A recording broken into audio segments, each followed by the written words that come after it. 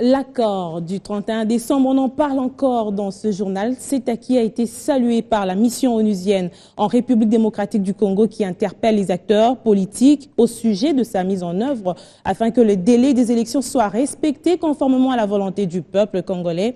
Cette question a fait l'essentiel du point de presse hebdomadaire de la MONUSCO. Il faut qu'on le souligne, c'est le tout premier rendez-vous avec la presse de l'année 2017.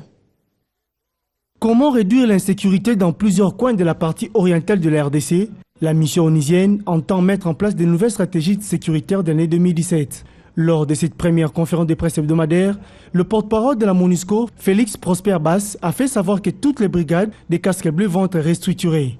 Une restructuration qui vise à garantir la paix dans l'est du pays en collaboration avec le FARDC. Nous, au niveau de la MONUSCO, beaucoup de mesures ont été prises d'abord pour revoir la force dans sa fonctionnalité, dans son organisation, pour lui donner un peu plus de mobilité, afin de travailler en étroite collaboration pour des résultats probants. La pression qui est mise sur les groupes armés est encore palpable et nous pouvons à ce jour dire que des efforts significatifs sont en train d'être faits par les FARDC, soutenus par la MONUSCO, et c'est dans cette optique que nous avons décidé de nous inscrire pour l'année 2017. Au sujet de l'accord du 31 décembre dernier, la MONUSCO félicite les acteurs politiques pour cette avancée significative.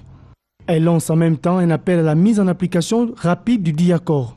Au niveau de la MONUSCO, nous nous félicitons de cet accord qui a été signé, qui a bien sûr été l'objet de compromis, mais nous interpellons aussi les acteurs politiques et tous ceux qui sont engagés dans ce processus à faire de sorte que très rapidement, les conclusions qui sont consignées dans cet accord puissent voir leur mise en œuvre le plus rapidement possible afin que les délais qui ont été exprimés aussi dans ce rapport concernant la tenue prochaine des élections, que ces délais puissent être respectés conformément à la volonté du peuple congolais et des signataires de cet accord. La mission onusienne en RDC a aussi relayé le message du nouveau secrétaire général des Nations Unies, Antonio Guterres, qui souhaite que 2017 soit une année de paix pour le Congo-Kinshasa.